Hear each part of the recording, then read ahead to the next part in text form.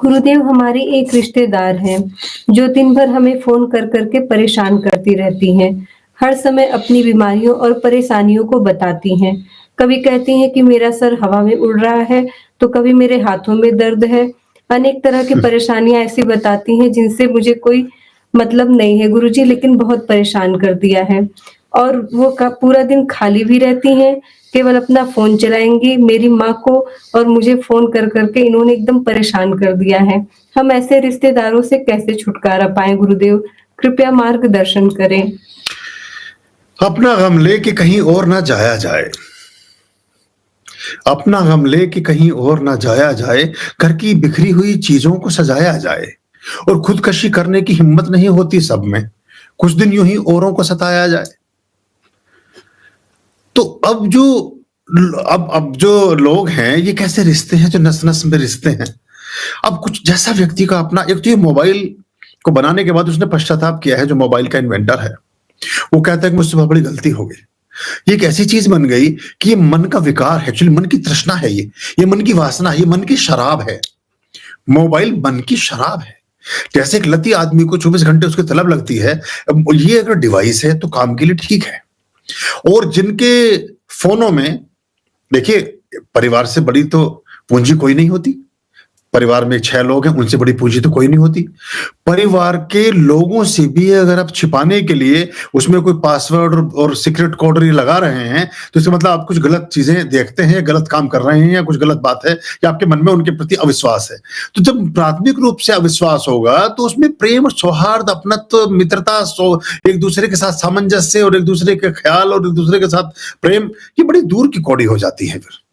किसी को कोई कोड रखना, मैं तो ताला भी मनुष्य जाति के लिए अपमान समझता हूँ। काश ऐसी दुनिया हो सकती होती कि उसमें कोई ताला ना होता और उसमें कहीं कोई ऐसी व्यवस्था ना होती। मुझे बड़ा दिक्कत होती है ये सब करने में, ताले वाले लगाने में। मेरे तो एटीएम के पिन भी मेरे सब लोगों को पता है। फ़ोन पे तो मैं रखता ही नहीं हूँ कुछ ऐसी चीज़, मतलब कि जिससे किसी को बंद करो, ये करो। तो दूसरे आदमी को आप फिर बता रहे हो कि तू चोर है या तू गैर है। इतनी भी चीज़ें बनी हैं। मैं अभी एक दिन बैंक में गया, तो बैंक में वो एक छोटा-सा रिफ़िल लटका हुआ 25 पैसे का रिफ़िल है, जो बॉल उसमें डालते हैं। उसमें भी उन्होंने आलपिन लगा के उसमें रस्सी बाँधी हुई है। वो मनुष्य जाति के नाम पे कलंक है। अगर पेन को रस्सी से बाँध के टाँग दिया गया, तो हमें सोचना पड़ेगा कि हमने क्या प्रगति की है। और वहाँ सब शिक्षित लोग जाते हैं। वहाँ कोई मज़दूरी के लिए तो कोई जाएगा नहीं, गड्ढा खोदने के लिए बैंक में पैसे जमा करने, बैंक से पैसे निकालने जाएगा। यानी कि शिक्षित लोगों की जमात और धनाढ्य लोगों का केंद्र है।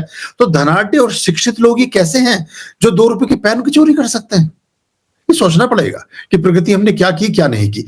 ऐसे ही लोगों की जिनके हाथों में मोबाइल मिल गए, हम अपना पूरा स्ट्रेस, बच्चा ज़्यादा उद्दंड है, मोबाइल देके सोचते हैं कि बवाल टला। ये बवाल आप ला के लेके आए हो दुनिया में, ये बवाल टलेगा नहीं, ये बवाल बढ़ेगा।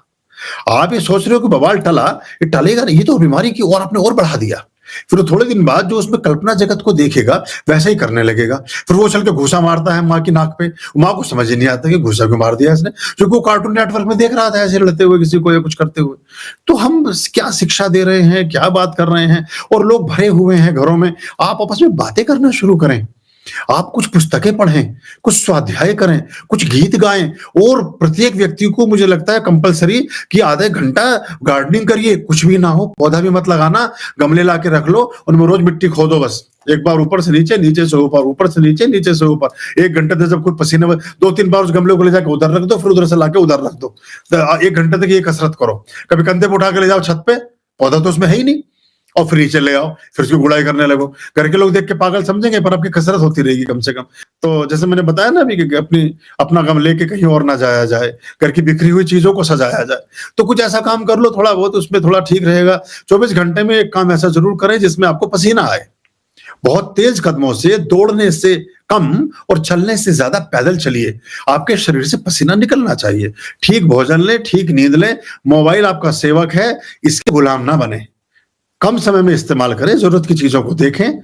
इसमें बड़ी उपयोगिताएँ हैं, उन उपयोगिताओं को समझें। और इसमें एक चीज़ और आती है कि आप ये भी देखें कि मोबाइल कितनी देर आप चला पा रहे हैं। ये एक पागलपन है।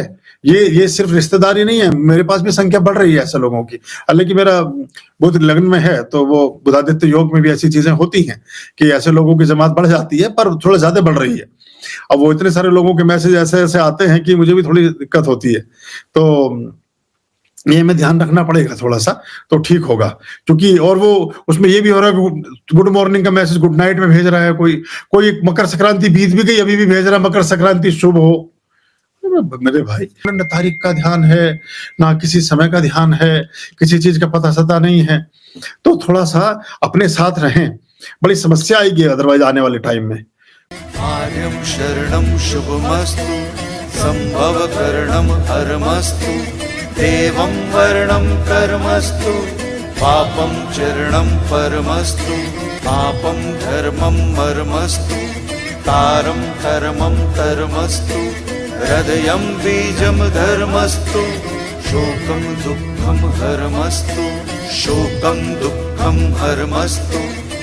आर्यं शरणं शुभमस्तु, संभवकरणं हरमस्तु, देवं वर्णं कर्मस्तु, पापं चरणं परमस्तु, पापं धर्मं मर्मस्तु, तारं कर्मं कर्मस्तु, हृदयं बीजं धर्मस्तु, शोकं दुःखं हरमस्तु, शोकं दुःखं हरमस्तु, पापं धर्मं मर्मस्तु, तारं कर्मं कर्मस्तु, हृदयं बीजं धर्मस्तु, शोकं दुःखं हरमस्तु, शोकं दुःखं हरमस्तु, शोकं दुःखं हरमस्तु।